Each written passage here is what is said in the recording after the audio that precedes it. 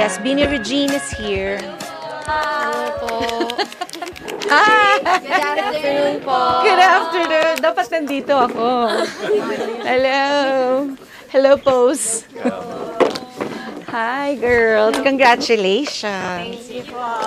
Naalala ko pa nung mamagandang buhay kayo eh. Di ba, no? Kailan lang yun, no? 2 years. 2 years. Yung last natin. Oh, congratulations.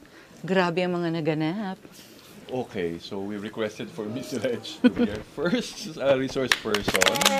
Thank you, Reg. You're Thank you, welcome. You're welcome, Of course, Direk. the queen of Oh my concerts. God. Oh my gosh. So, Reg, we want to hear lang some, some advices, some tips. This would be their first solo con. They've done a lot. You've seen them grow din naman. You've witnessed Yeah, I them. have. But they're sort of kind of pressured for this event. So, mangyari dito, we'll let Miss Reg talk also. But I'd like you also to ask questions para alam din niya what you're going through, and how she can help you in terms of, just giving parting wisdom and some tips. My experience, kasi parang 100 years na ako sa industry. I realized that you guys could, like, alam mo yung worried yung face.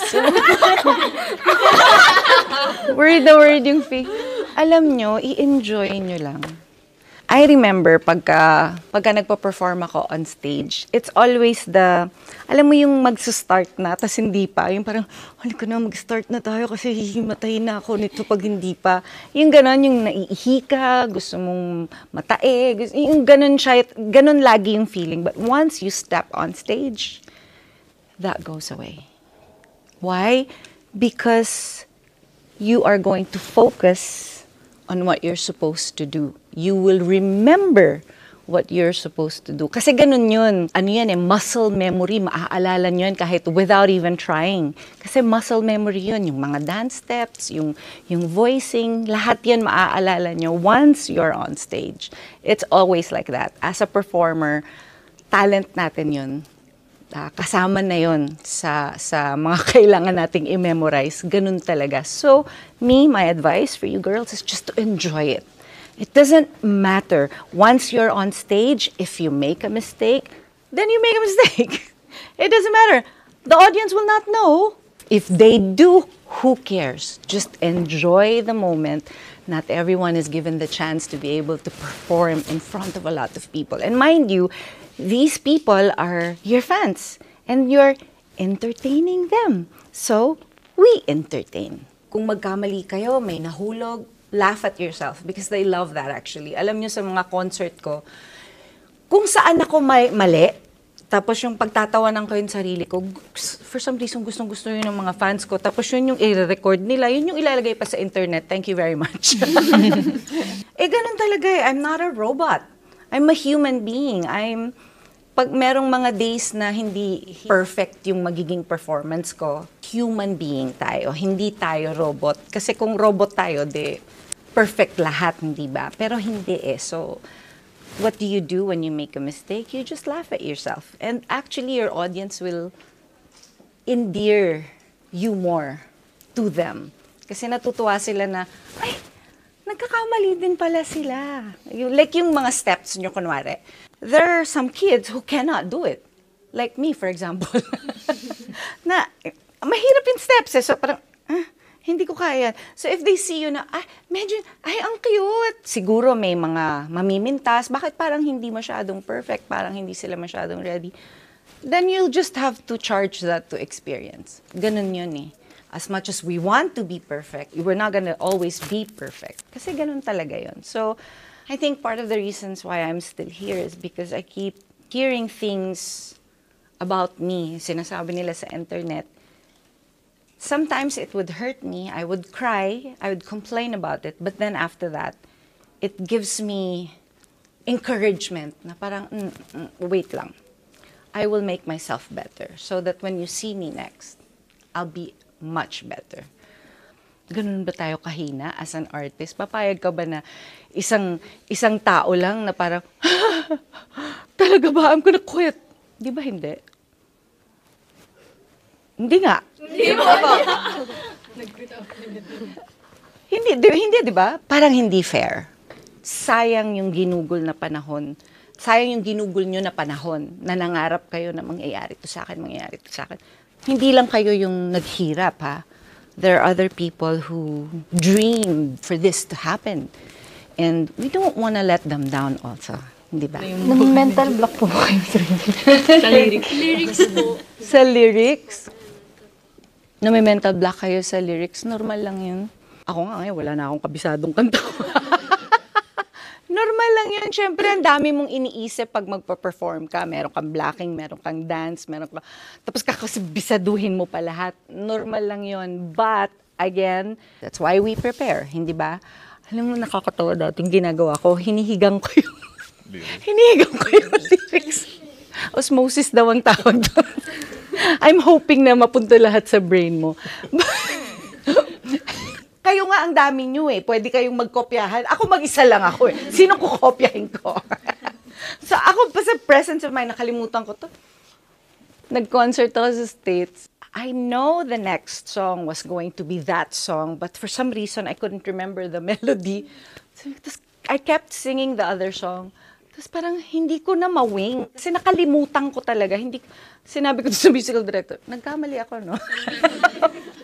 Tawang-tawa yung mga tao. Like I said, you will make a mistake because you're not perfect. It's really like that. Don't worry about it. Kayo masyadong mag-spend ng masyadong madaming energy and mag-focus kayo lagi na magkakamali ako. Magkakamali talaga kayo. Don't. Just do the performance. Pag nag-worry kayo na ganyan, gamitin niyo yun to learn, to be more serious about learning your lyrics, learning your steps. Kasi kaya nandun yun eh. Diba? That's why we worry because para sinasabi natin sa katawan natin na meron ka pang kailangan matutunan. So, kailangan aralin mo pa. So, aralin mo lang ng aralin. Pag lyrics, I read it or I would sing it out loud without the music. Yung walang minus one, walang ano, I would sing it para makabisado ko yung lyrics, para makabisado ko kung anong tono nung meron yung lyrics. Kasi di ba mahirap yung maaalala mo yung kung anong letra na yun sa ganitong tono. So that's what I do. I sing it out loud. The best time for me to memorize is before sleeping and right after you wake up in the morning. Kasi parang fresh pa. Tip lang. May routine po ba kayo before concert po? Kumakain ako. Kanin nga, sabi mo. Kumain kayo ng rice. Mga 4 hours before the concert. At least 4 hours. Kasi, you need sugar. Para mag-last kayo. Pero mo, ilang oras kang 1 hour and a half, 2 hours. Minsan yung concert ko, naglalast ng 3 hours. Paano ka maglalast ng ganun kung hindi ka kakain?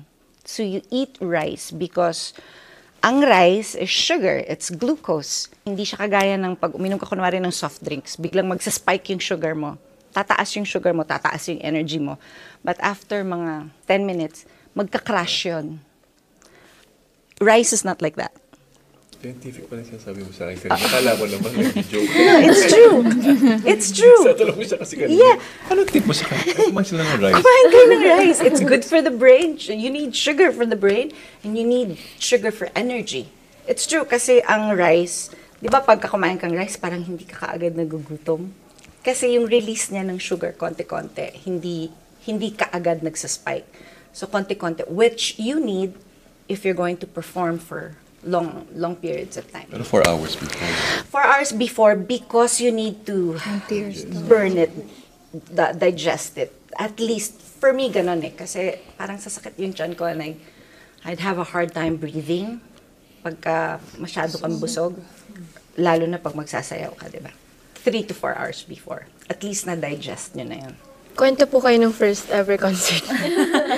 First ever concert Kailan po? ko. Narito ako sa akin. Yeah, my first concert was in 1990. Yeah, kumaka grabe kayo ah. What were you doing? I was 19. Wow! I was 19. My very first solo concert. But I have been performing long before that. Nagsiset ako sa mga bars. Nagko-concert na rin ako sa mga maliliit na lugar. But first time ko na malaking lugar. Hindi siya Araneta, pero parang ganun yung feel. Malaki siya. The very first time na yung malapit na mag-umpisa, yung parang hindi ko alam kung anong gagawin ko sa sarili ko. Yung ikot ako ng ikot, makeup ako ng makeup, kasi I do my own makeup. Tapos pagtingin ko sa mga pictures, para akong may black. Siguro sa pagkakabakay talaga, hayaan mo na, ang daming makeup. So, sige lang, okay lang. But once I got to the stage, I somehow knew what I was supposed to do. When I heard the people clapping, and they went there for me, and by the way, parang a week before the concert, because it's a big place, even yung bleachers, kasi normally hindi na yun binibenta parang pinapamigay na. Na-sold out ko yun, parang 2 pesos yata. 2 pesos yata or 10 pesos yung bleachers, na-sold out ko yun a week before the concert. So, syempre, masyadong malaking pressure, but once nasa stage na ako, I knew what I was supposed to do. Kinanta ko yung mga kailangan kong kantahin, binigyan ko ng buhay lahat. Pinractice ko naman lahat yun Armed naman ako dun So, pagka yung meron lang feeling na parang, shit, makakalimutan ko lahat, feeling lang yun. But once you're on stage, you'll remember, you'll see. Yun ang na-experience ko. Nadapa pa nga ako Nainis ako kasi nilagay nila yung smoke machine kung saan ako dadaan. Nag-swimming kaya ako doon. Bisit na bisit ako. Pero hindi naman ako nasaktan. Pero parang, ano ba? Wala naman dyan kanina. Pero, okay pa rin. Go pa rin. Nagbihis pa rin ako. I still did my thing. Medyo nasaktan ng konti yung ego ko kasi parang feeling ko napahiya ako. Ang ganda-ganda pa naman yung lakad ko. Tapos nag-swimming ako bigla. Bisit na bisit ako. Pero okay lang yun. I also made mistakes during that time, but I didn't care. I kept singing. You continue. Pag may nagkamaling isa, dalawa, continue. Go lang. Huwag niyong pahalata na nagkamali kayo. Pero ako nga, pinapahalata ako. I don't care. Sabi mo nga before, malakas ang loob mo. When I was younger, ang lakas ng loob ko. Kasi believe me, as you get older, mas marami kayong insecurities na mararamdaman na. So, ngayon na bata pa kayo, gawin nyo lahat. Kasi kaya nyo lahat. Totoo, kaya nyo lahat. Nung bata ako, nasabihan pa ako na, magaling siya kumanta, pero hindi kagandahan, hindi sisikat yan. Maputi lang. Ouch. Oo, sinabihan ako, na insecure ako? No. Ginawa ko, parang ang ano ko, na-challenge pa ako. Talaga lang Wait lang. Wait ka lang dyan. So, you can do anything you want if you put your mind into it. Ako, noon, ginalingan ko talaga lahat ng mga training na pwede kong matrain yung sarili ko. Aaralin ko lahat yun. Kasi na-challenge ako na sinasabihan ako na, nothing's gonna happen to you because, wait lang Hindi ko yun hahayaan na ibagsak yung sarili ko. Why? Why would you do that to yourself?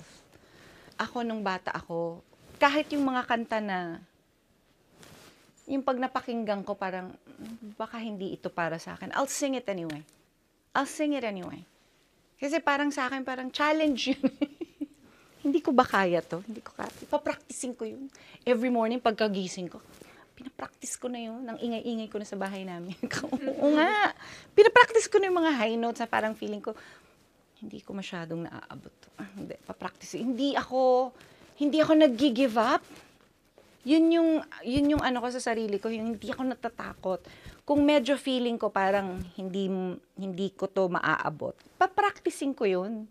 Hindi ko hahayaan na sabihan na lang ako na hindi mo yan kaya. Ayoko yun Nung bata ako, parang hindi ko kaya to. Talaga, ikaw may desisyon na hindi ko kaya to. Kilala mo ba ako?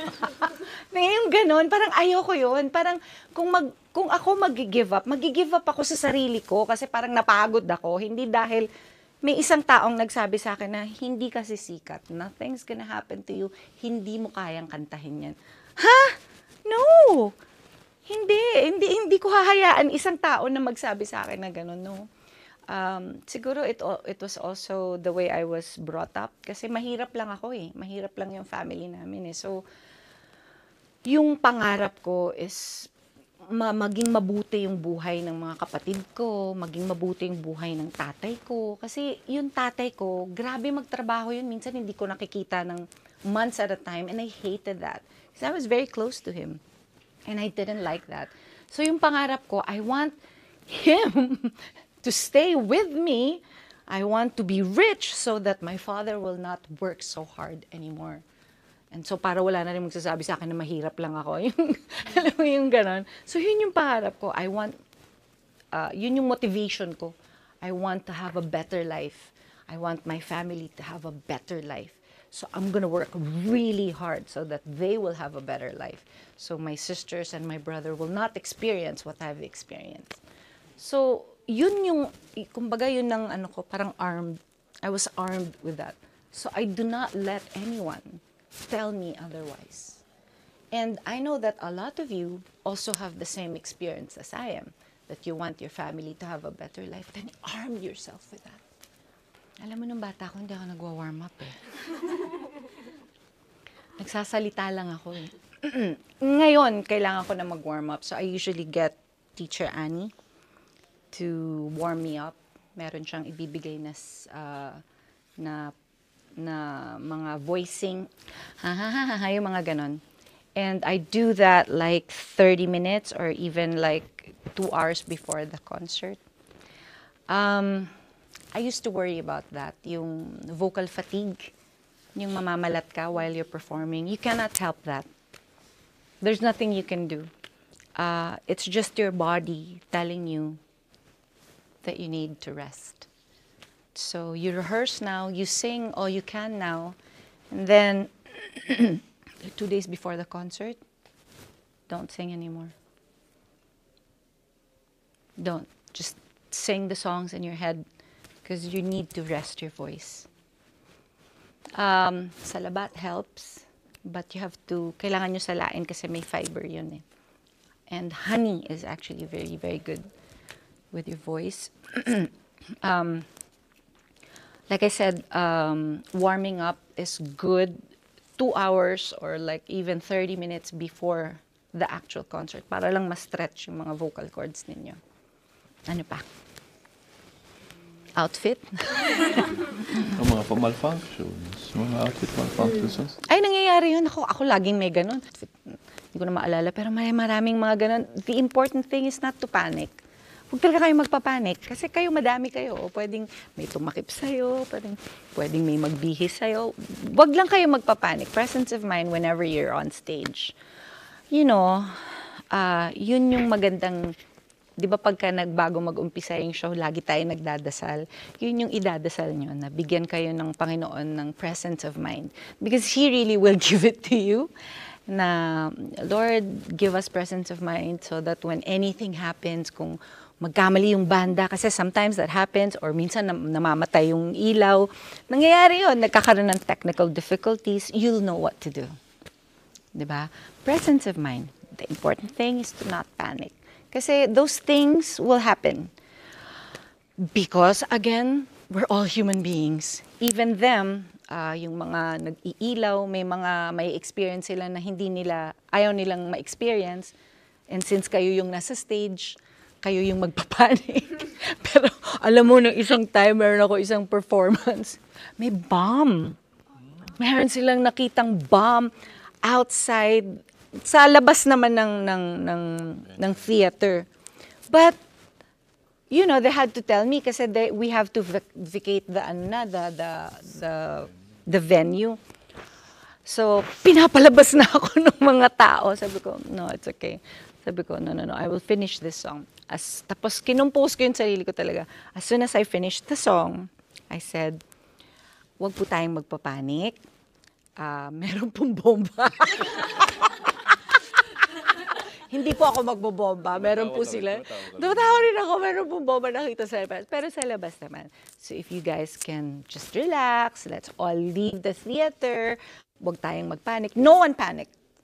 And I went out with them. Hindi ako backstage. I went out with them to make sure that they won't panic. Sige, alika na po, alis na po tayo lahat. Pag nagpanic ka, hindi mo maiisip yon. Mawawalan ka ng presence of mind. Hindi mo maiisip na, okay, meron akong solusyon para dito. Kasi lagi ka makakaisip ng solusyon eh. So, paano ba hindi magpanic? Yun lang hindi ko alam. Relax. If you feel like you're panicking, take deep, deep breaths. Like yung from your nose. And then let it out from your mouth slowly. And tanggalin mo lahat ng air sa tiyan mo. Mga 3 beses nun, your heart rate will go down. And you relax. Breathing. It works. It really works. So kahit di ba pag kayo napapagod ka, that's what they tell you to do. You breathe through your nose, out from your mouth. Ganon. Mga 3 beses nun. Mawawala yan. Ginagawa ko rin yan pag bago mag-start, habang nagpe-pray ako. Pero yung slow talaga yung paglabas mo ng air para marirelax ka. And then you'll see that biglang yung brain mo, biglang nagfo-focus. So you do that 3 times or 4 times or however many, kung hanggang kailan nyo kailangan yun. But it helps. Hanggang sa ma-relax ka. Prayer is a form of meditating. And for me, that's the best way. Pag kayong alam ko na, bahala ka na, Lord. Ikaw na to. Ginawa ko na lahat ng kailangan kong gawin. Pinractice ko na lahat ng kailangan ko. Do this for me. And that always works for me. Kasi hinihingi mo yung tulong niya. And He will bless you. May lyrics po ba kayo sa prompter po pag nagko-concert? Sa ngayon, yes. Pero nung nag-umpisa ako, wala yun. Hindi uso yun dati. As in wala nun. No. Kami wala. As in, we have to memorize everything. Yun ba yung worry mo? May solo prod po kasi ako. Natatakot po ako. Baka may biglang... May gano'n po kasi akong moment po na kahit as a group kami. Parang alam ko naman bago ako sumampa ng stage. Pero nung nandun ako, ano yung po yung lyrics na yun? May gano'n, nangyari na po siya sa akin. Nangyari na sa once. Nung nag-teatro po ako sa tabing ilog po. Kasi parang before po nung part ko, inaalala ko na siya, hindi ko mahanap yung lyrics, yung words. Pero di naman po nahata na direct mali yun. See? So why are you worried? Kasi most probably ang makakalimutan mo isang linya, pinakamadami na 'yun. Sa makakalimutan mo, isang linya na pwede mo namang care. Isang linya, most probably, but most of the time you will forget 2 or 3 words. Who cares? We all experience that. Hindi ka makakalimot ng isang buong kanta. No, you don't. Kasi prepared ka dun eh. Kinabisado mo yun eh. Kung yun lang ang worry mo, then you have nothing to worry about. And also, it doesn't happen all the time. It's just that you kept thinking na makakalimutan mo talaga. But like I said, di ba konti lang yung nakalimutan mo? Isang linya. The rest of the song, bumalik sa'yo, di ba? That's the way it is. So, why worry about it? Diba? Huwag mo na lang i-worry. Kung makakalimutan mo, di makakalimutan mo. Care. Ako nga, pag nakalimutan ko yung lyrics ko, sasayo na lang ako. Hindi nga. Isa pang araw na to. Ha? Yung ako po, isa pang araw po. Yung isa pang araw, yung kay Sarah. Ano po ba yung tips nyo para tumaas pa yung boses mo? Practice. You practice.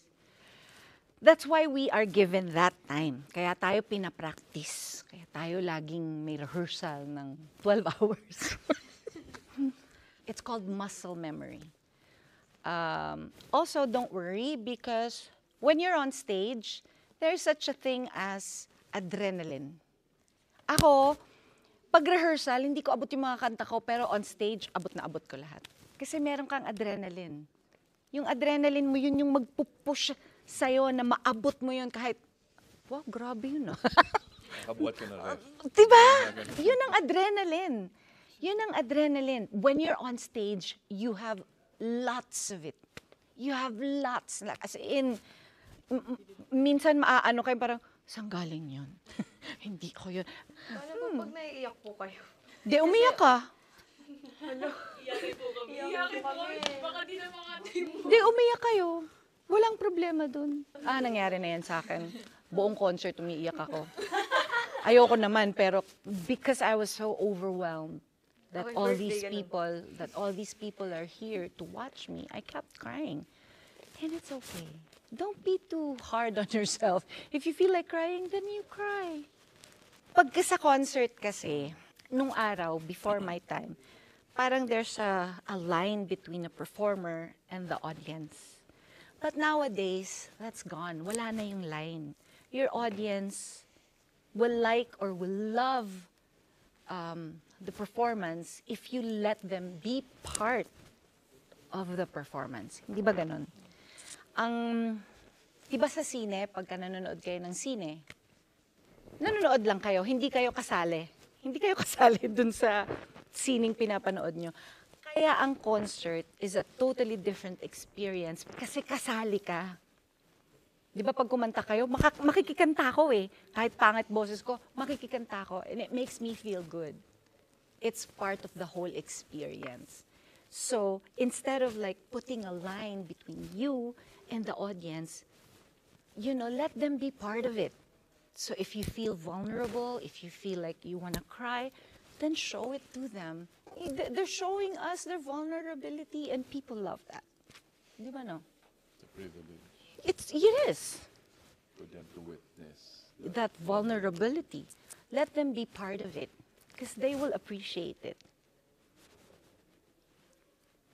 Alam mo yung pag kayo nagko-concert, yung put your hands together. When you do that, you're making them part of the concert. Diba? Yun pa yung isa sa mga bagay na talagang gustong-gusto ko pag nagpo-perform ako eh. Kasi you're giving out energy. You're giving out energy kaya ang taas ng adrenaline mo. But when you're on stage, you're giving all that energy, nakakapagod, you don't realize that your audience is also giving back that energy to you. The difference is lang, what you're giving to them is performance, what they're giving to you is love. How wonderful is that? Times 10. Yes. It's love that they're giving to you because they're there watching you. Ikaw, ang ano mo lang is, intention mo lang is to entertain. But them giving that energy back to you is actually love. Kaya it's very addicting. Iba. As a matter of fact, like after a performance, you won't be able to sleep. Kasi yung adrenaline mo, ganun ka high ka sa love na natatanggap mo from your audience. Biruin mo yun, kakantahin nila yung mga kanta ninyo, sasayawin nila yung mga sayaw ninyo. That's love. Ano po kayo mahanap ng motivation po sa araw-araw? Parang wala na daw po kasi. Kahit hindi na po sa concert, everyday. Everyday. Kasi pag everyday, same routine. Kasi dati po, nasanay po kami na ganyan ng mga pandemic era. Kasi 9 months po, coconut lang po yung naaral namin. Same routine, kakain, practice, kakain, tutulog, everyday. So parang di ko po alam paano, ano yung motivation ko everyday. Kasi yung kama ko na lang ba yung motivation? Motivation for doing what you're doing? Opo, in general. In general. In everyday po. Paano ma-excite pumunta sa Ganon, oo. Normally, yung motivation mo, yung goal mo yun eh. Ano yung goal mo? Your goal is that concert. Dun muna tayo. Yun muna yung isipin natin. Kasi meron tayong gustong gawin sa concert na yun. Gusto natin, perfect tayo. So yun yung goal mo. Yun ang motivation mo dapat. Ako kasi nung bata ako, yung motivation ko talaga was my family. I wanted to give my family a good life. So, nung medyo gumaganda na yung career ko, inano ko sa sarili ko na hindi laging ganito. Kasi yung trabaho natin, hindi naman tayo laging busy eh. Sa isang taon, hindi ka ganun lagi ah. Kaya nga, this industry is very hard. Kasi hindi ka laging busy. That's why there's a saying na, strike while the iron is hot. Kasi habang may booking, go ka lang ng go. Kasi may mga months na wala. Di ba direct ganun? Kasi ngayon, ang ingay nyo eh. Ang ingay nyo, ang dami-daming gustong makita kayo. Alam niyo mga pamangking ko, fan ninyo. Dapat pala, picture tayo mamaya para na, see, I was with the beanie.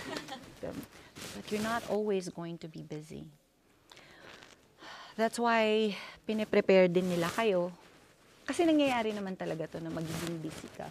Na mapapagod yung mind mo, mapapagod yung rehearse ka ng rehearse, for what? Parang, ano ba to? Pare-pareho na lang ba, routine?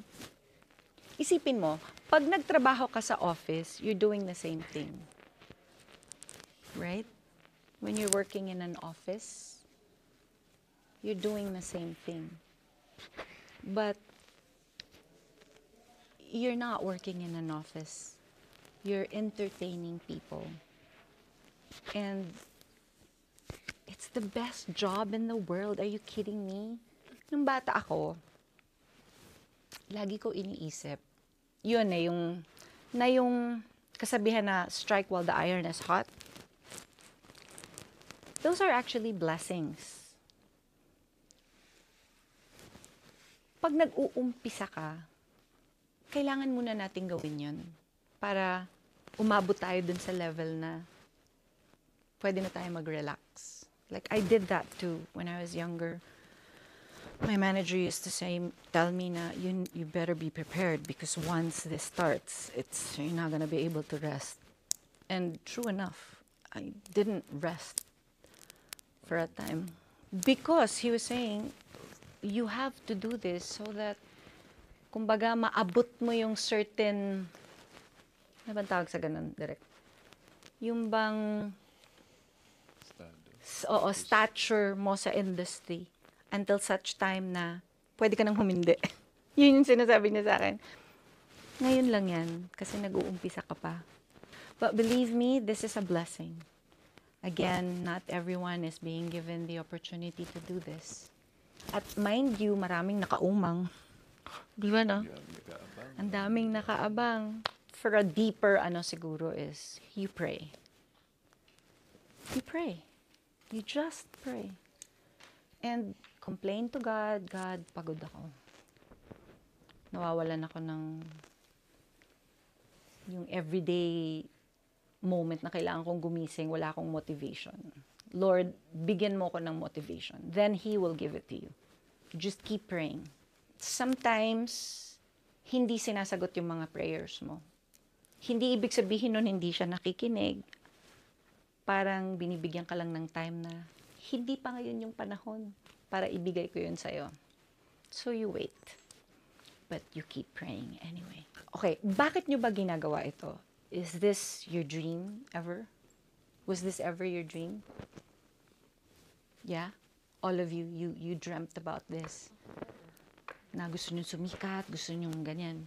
Ikaw? Siguro nung nandito, parang na-build na lang yung dream na yun. Like, parang dahil sa training, nagkaroon kami ng bagong pangarap. Ganun. Pero siguro Pero yung bakit kayo nag-audition to begin with if this was not your dream? Ako po gusto ko talaga sumikat. makatulong sa pamilya. Makatulong sa family. Yun naman lagi yung pangarap natin, di ba? Matulungan yung family natin. Then you think about that. So, ayun. I hope I helped. Yeah. That's solid 1 hour of Oh, 1 hour na ba? life lesson. I hope I was saying the right things. I keep thinking. Sobra po. Sobrang naka-help. Nakamotivate. Nakaka-motivate po. Talaga ba? Hindi ka na worried sa Kanina po. Kanina pagpasok ko pala. Ano ba yung problema? Unang song po na kinanta ko sa buong buhay ko for contest. Dadalhin po. Oh, ito Maalala mo yun, ha? Yes. Oo, ano? Dadalhin. Talaga. Yun yung mga competition talaga. So thank you again, Reggie. You're welcome, Such a Direk. wonderful one. Thank you. you. Should do this motivational speaker ka na talaga. Ganun ba? Thank you! 2, 3. Thank you po! Thank you, thank you, thank you. Thank you po! Thank you, thank you. Thank you, thank you. God bless you.